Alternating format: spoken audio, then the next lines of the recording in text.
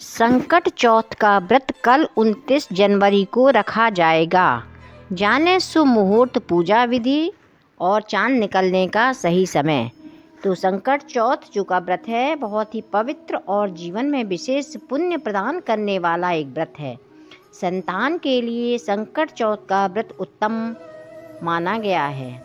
कहा जाता है कि माँ कृष्ण पक्ष की चतुर्थी तिथि को पड़ने वाली संकट चौथ का विशेष महत्व होता है।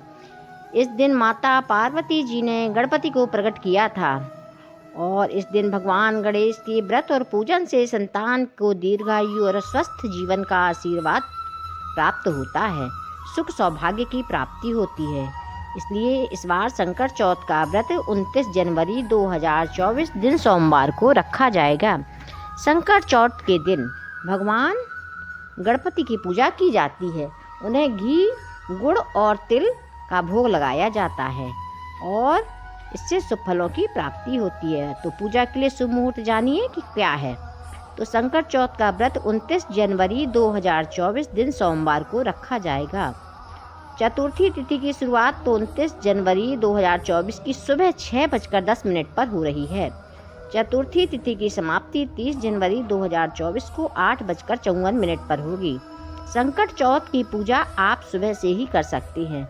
इस दिन शोभन योग प्रातः काल से ही शुरू हो रहा है और अभिजीत मुहूर्त 12:13 से 12:56 तक है।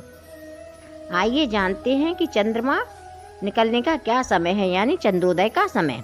तो 29 जनवरी 2023 दिन सोमवार की रात 8:52 पर चंद्र उदय होगा। अलग अलग शहरों में चांद निकलने का अलग अलग समय हो सकता है, 10-5 मिनट का फर्क पड़ता है। चंद्रमा को अर्घ्य देकर गणेश जी की अर्चना की जाती है। इसके बाद चांद चौथ के दिन सिंह राशि में विराजमान रहेंगे। संकट चौथ की पूजा में शामिल करें ये चीज़ें।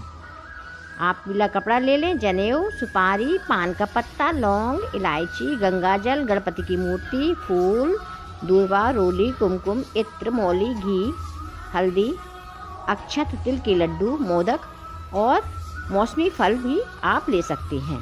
पूजा विधि आपको इस तरह करना है कि सुबह स्नान ध्यान करके गणेश जी की पूजा करें। इसके बाद सूर्यास्त के बाद स्नान करें शाम के समय, फिर स्वच्छ वस्त्र पहने, गणेश जी की मूर्ति के पास एक कलश में जल भर कर रखें।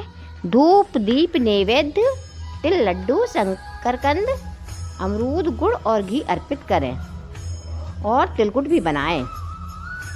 और कहीं कहीं पे क्या होता है कि तिलकुट बनाया जाता है, उसमें एक बकरा भी बनाया जाता है। पूजन के बाद तिल से बने बकरे की गर्दन घर का कोई पुरुष सदस्य काटता है। आज संकट चौथ पर व्रत और पूजन के साथ दान का भी महत्व है। इस दिन आप सब चीज़ें दान कर सकते हैं और इसके बाद आपको शाम के समय फलाहार, मीठा फलाहार करना है। इस तरह आप गणपति को प्रसन्न करके अपने मन की सभी कामनाएं पूरी कर सकती हैं। बोलिए गणपति भगवान की जय।